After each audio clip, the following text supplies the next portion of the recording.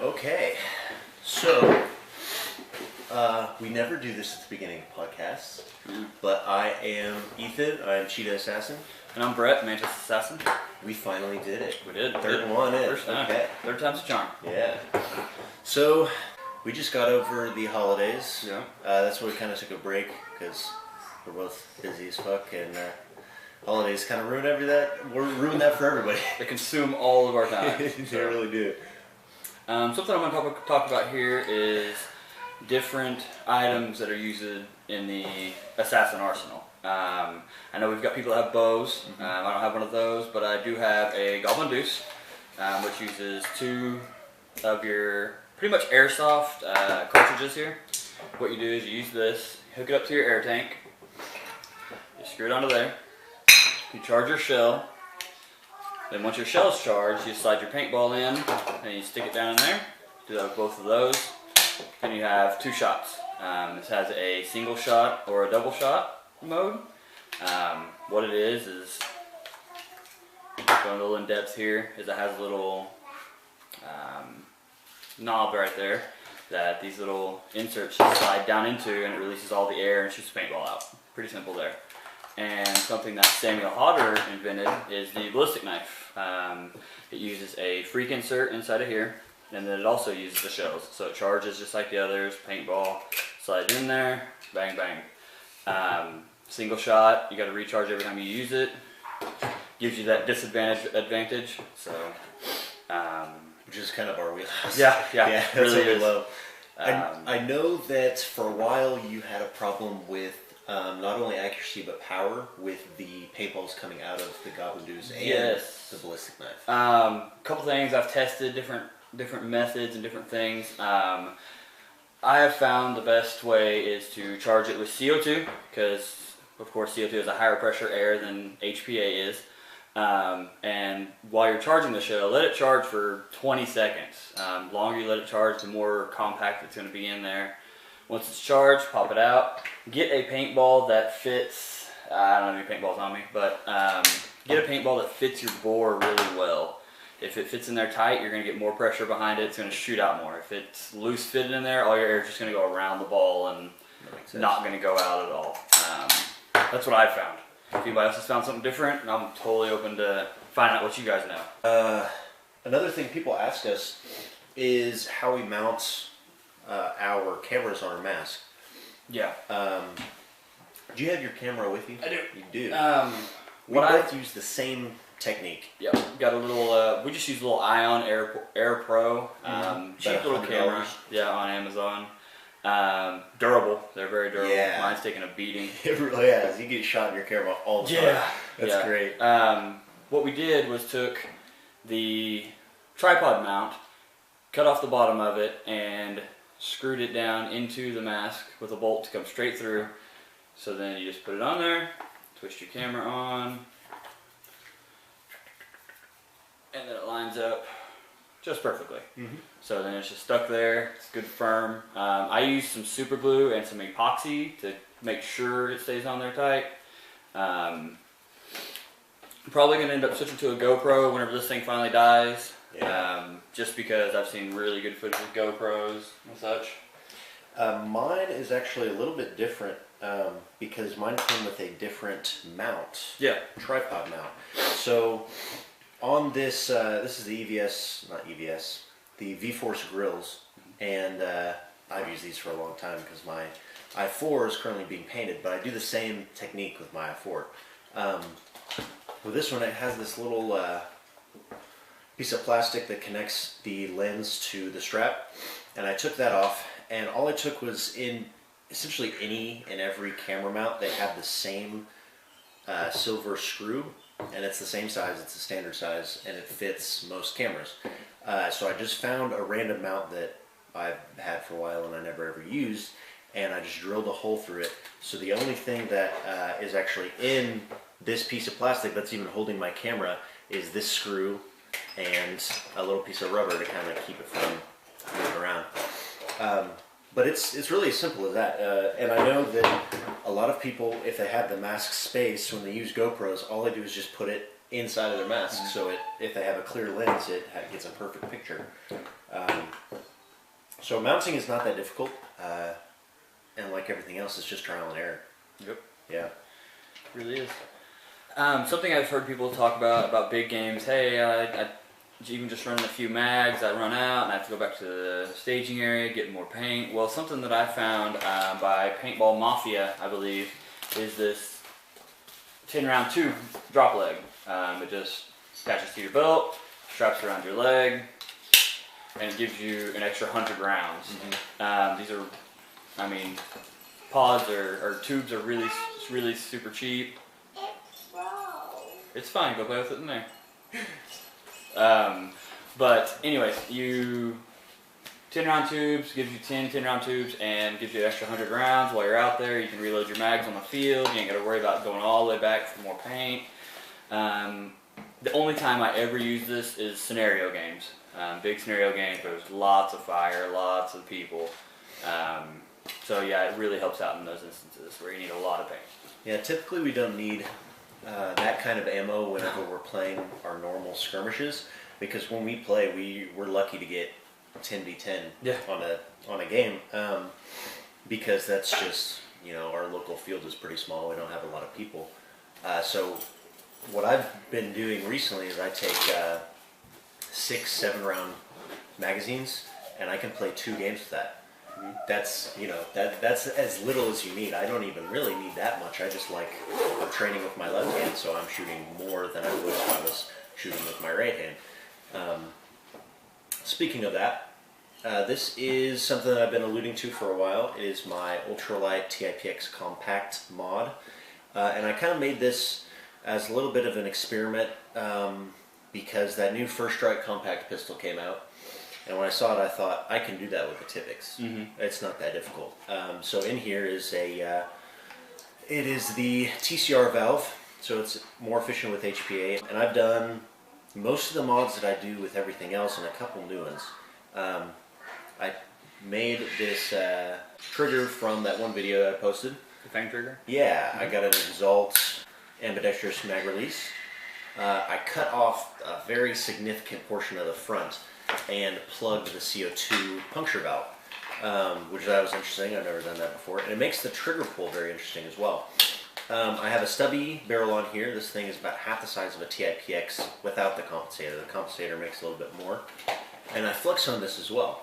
I cut off the bottom part of the mag well, so you can see here, actually, this is where that third finger groove would have started. And I actually didn't like doing that. Yeah. Because now I have to have rubber bands to make sure it doesn't break open, because we treat mags really, really hard. So I put my rubber bands on there just to make sure it's okay. Another thing that I did was Outcast Paintball Systems has a video. Within the video that he is talking about how to plug the puncture valve is a safety modification. So if you're running with a remote line, there is a little pin in here that if you take out and you just assemble it like it's normal, what happens is when you pressurize this, it's on and it fires, and when you depressurize it, you have no need for a safety because the entire gun depressurizes. Nothing stays in the gun, so there's no way that the gun will shoot, even if you don't have a safety, even if you have balls in the mag, because it's just completely depressurized. It's pretty great. And that's allowing me for my next project to actually epoxy close the safety holes and cut them off. That's just kind of an aesthetic decision. But other than that, it's pretty interesting. I'm using it to train with my left hand, and even shooting with it in my right hand is exceptionally difficult because not only is it very, very compact, but I also don't even have front sights. Yeah. So I have to play around with that, and it forces me to adapt in every situation, which helps me learn quicker with my left hand. So it's a very interesting experience. I like that a lot. I'm definitely never going to do the mod again. Yeah, it's not what I like to use. I'm just using it as a training tool right now, and it was an experiment. It's doing its job. I like it, but exactly. Not going to do it again. I promise you that. footwear is something that always comes up when people are talking about Assassinz and paintball and stuff. So I was like, what do you wear? What do you wear? One thing we were wanting to try was the H&K shredders. I know a lot of you guys have them, but they're hard to find. They really are. I think they discontinued most of them, and they're sparse, kind of like the Hammer 7. So it's kind of sparse and spar in between there. If you go to your local, I don't know, Ross, maybe Marshalls, TJ Maxx, they got footwear all over the place. Yeah. $20. Nike Alphas. $20.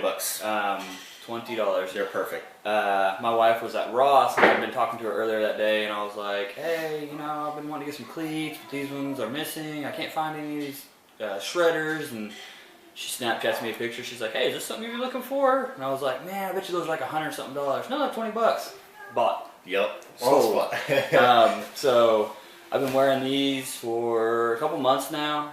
They've been holding up really good. They have the cleats that you can take out or leave in. I've left them in so far, kind of seeing how that goes. I'll probably end up taking them out later. But I'm really digging them. The traction difference is insane. Yeah, it really is. You can stop on a dime and give 5 cents back. But it's incredible. I would recommend cleats every day, unless you're playing on rocks. There's a map we have in our local field that is basically a giant plateau, and we've almost slid off the top of it. I don't know how many times. It's scary. Yeah. We either have to run with our normal tennis shoes, or we completely change our game plan on that map because, when you're running on rocks, it's not fun. Yeah, it gets a little rough. But that's what we use. Just some $20 Ross Nikes. So they're great. I've been using mine for a while. Mine are a little bit different design. Mine just have the built-in spikes in the bottom. Yeah. But they're fantastic. And what's great is when they wear out, it's another $20 to get a replacement. Exactly. So,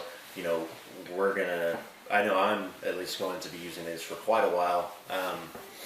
I know that Feline Hart just got some all-tie boots, and those look awesome, but they're expensive. They're like $150. Yeah. So I've also heard really good things about Keen's boots. If you're looking for a boot area, our buddy Rooster on Fireteam Phoenix, he uses Keen's. If you're more of a boot guy, I would definitely recommend those. Those I was going to do those as well because the cool thing about a lot of the Keen's styles is they're a mix between a hiking boot and a tennis shoe. So they still have the flexibility of a tennis shoe, but they have the durability of a boot, and which is kind of perfect for how we play, especially our regional area here in Oklahoma. Turns out those are $150 to $200 for a good pair, and even though they'll last you a decade to 15 years, that's an investment in itself, and that's not something that everybody can just jump into. What people can just jump into is $20 cleats. Perfect. We're all ballers on budgets. Yeah, everybody is. So another thing I want to talk about is flex hunting. So you can't really tell the difference in the flex hunt right here, but flex hunting really makes a difference. Even with this, I flex on this tiny barrel, and it's really surprisingly accurate for such a small barrel. The problem is when I flex honed it, I didn't do the process completely right. What you have to do is you get a flex hone tool, which you can buy for about $35 on Amazon. It's crazy, 68 caliber. And you lube it up. You want to use general purpose oil. I actually use this red CO2 marker lubricant oil that I got from Walmart because it's cheap. And you get the whole thing completely wet, put it in a vise, put it in your sink or wherever, and you flex hone it, doing counter rotations and regular rotations over and over until you feel that it's smooth enough. And then you're supposed to wash it in soapy water and hit a nylon brush and get all those bristles and get all of that gunk and stuff out there. Problem is with this one and this one, I didn't do the nylon brush, and it actually makes a significant difference. As well as after that, I also waxed the inside of my new barrels as well, so that's going to make a fantastic difference as well. But flex honing is actually way cheaper than you think, and a lot of people think that you get a flex hone tool and you can use it on 2 barrels, maybe 1 barrel, 2 if you're lucky. You can use that thing over and over again if you use it right. I have done 4 barrels now, and I can still probably do 3 or 4 more. Nice. Because if you do it right, the flex home tool itself degrades very slowly. So that is a good investment, especially if you want to keep your stock barrels. Even if you use new barrels, it's a good investment. What else are we going to talk about? So you have a penny trick. Yeah, something that I've adopted from my actual firearms training. It's called the penny trick. Is that penny over there? And a lot of people struggle with their shots being off because when they pull the trigger, they're jerking it, and they're pulling it this way, and they're pulling it down, and they're just slapping the trigger with their trigger finger. Well, something you can do, you don't have to have any air in your marker, no paintballs, nothing, is just put a penny on there and keep it level and even, and just slowly pull your trigger so that penny doesn't move. To start out, just put it on the top of your Tipex block. Just make sure it doesn't move at all, and just sit there and pull your trigger. Keep your eyes on your sights and just pull your trigger. Whenever you want to get a little bit higher, pause. What? That's what? Is your finger stuck in it? Just swing it. There you go. Life with kids. Go play. I'm probably gonna keep that in the video. That was adorable. Restart. Oh Anyways, you put your penny on the actual front sight, which my Tipex has been degraded and beaten and decrepit, so it may not even balance there anymore. Put it on the front sight, balance on the front sight, and just practice pulling your trigger like that. And it'll help you keep flat, parallel, horizontal, and everything. Keep your trigger pull nice and smooth. You ain't got to worry about any of it. And eventually it just becomes second nature, and your pistol never moves when you pull the trigger. And it keeps your accuracy so much better than you're just slapping your trigger, just bam, bam, bam. Yeah. So it helps out a lot. It's helped me a ton in both actual firearms and pistols. So it's a good exercise to do just by yourself at home while you're watching a movie. I mean, it's just like whenever you're reloading your mags and you're practicing not looking at the reload. It's just like that. You don't have to have, all you have to have is the gun. Yep. You don't need anything else other than a penny. No. And it's really good to, it's a good thing to practice. You can just be sitting there watching a YouTube video like this one right now, just practicing. It helps a lot. It does. What else we got? So another thing I wanted to talk about that I discovered is that this thing is really, really dirty. But so what happens when you use your gear? You get it dirty. All you guys that only want to play once a month, get out there and use your shit. Come on. You're trying to start shit. So whenever I first got this First Strike breech in the TIPX long range kit, you probably can't see this at all, but in between the actual loading hole and the O-ring, the red O-ring that's in here, that is behind the threads for the barrel, there's another O-ring. And what's interesting is in the long range kit, they don't tell you that there's a second O-ring. They just give you a white little O-ring that's very stiff in the package. And I spent, when did I get this? It was a while back. 6 months ago. Yeah, something like that. I got my long range kits, and I didn't put it in until maybe a month ago because I didn't realize that was a part of the piece, and I'm pretty sure that contributed to a lot of the ball breaks that I had. So that is something that you need to look into if you have a First Strike breech. Otherwise, you're going to run into some trouble. Yeah. So let's see. I think we got everything on our list. Brett and I are going to be joining Dalton Lewis, Wicked Assassin, for the Viper's Texas Triple Threat, which is going to be really interesting. I love Viper scenario games. Same. Just as a standard, but the fact that there's going to be 3 teams playing is going to be even more interesting. We're going to be playing for blue team, Callista, which is going to be awesome. I've seen a lot of her stuff. She's been one of the first paintballers I ever started following whenever we just got into paintball. But that's going to be cool to have her as a general, and it's going to be fun. Go blue. Yeah, we're going to be making the trip down from Oklahoma. If anybody else can make it, great. That'd be awesome. If not, we'll definitely be uploading some footage after we get back. about almost exactly a month from now. So it'll be fun. Couple weeks. Yeah, if anybody else wants to go, if you guys need a ride, if you're in the Oklahoma, Texas area, let us know. We can swing by, grab you, and we'll head that way. One thing that paintball has that's very difficult is that it's a very male-dominated sport, especially older white males who are former military.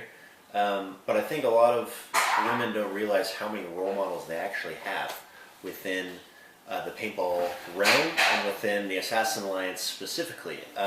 Callista is a well-known MagFed speedball player. She does everything.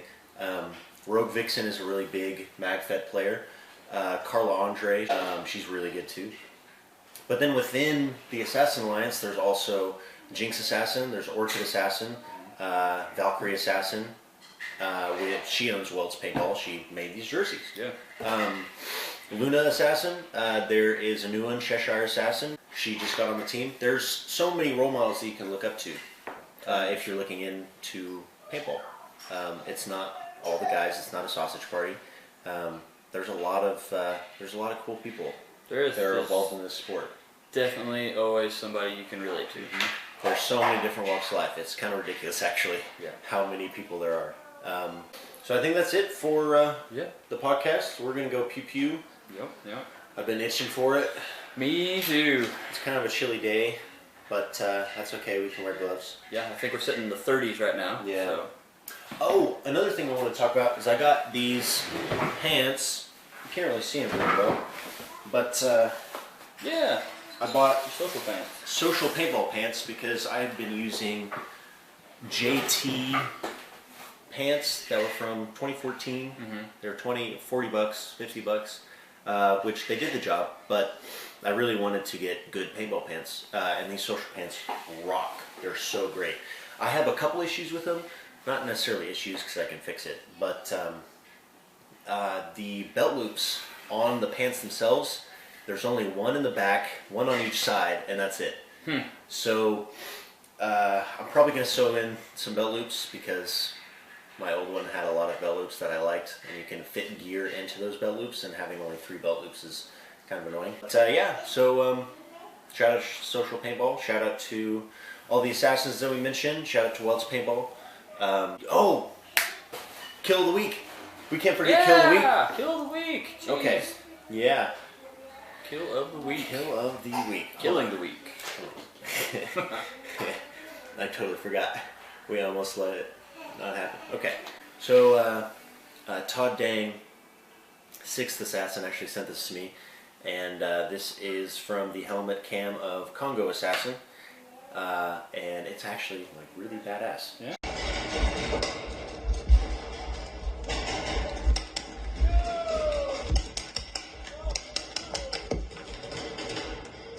You guys like that? You like that?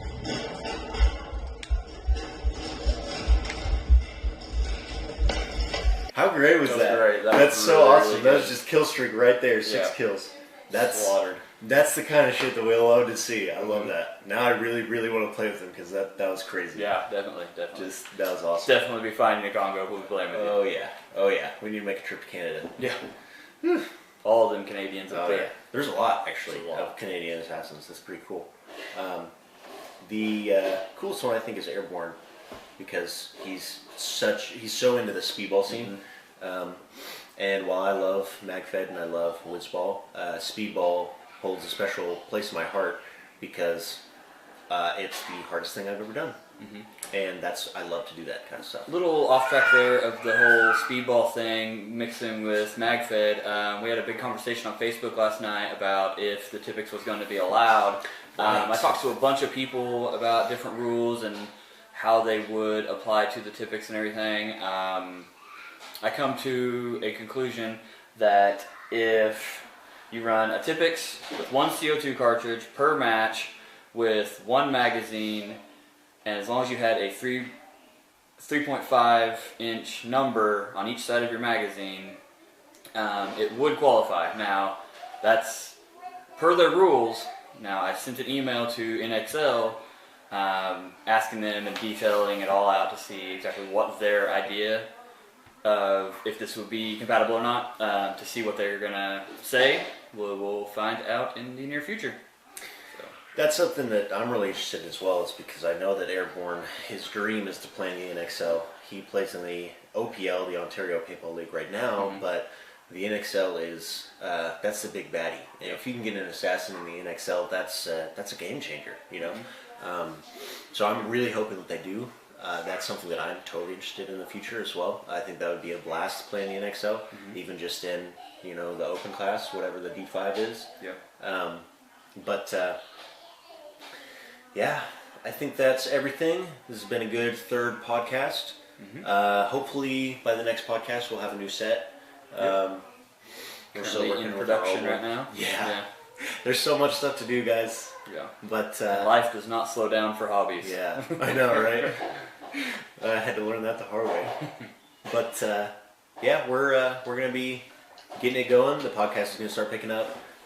We took a hiatus for a couple weeks, but now we're back on it. Yep. And the only thing I'm worried about is running out of things to talk about. But knowing me, I probably will never run out of things to talk about. You'll never run out of things. No. So, and if you guys have any suggestions, please feel free to let us know. Be like, hey, talk about this. Hey, stop talking about that. Yeah. It's great. Send us kills of the week. We want more of those. I'm thinking we're probably going to veer more towards getting kills of the week from neophytes, because that's a good way to get exposure. If they're your name out there, you'll get some name recognition. Yeah. We'll see you next time, guys. See you next time.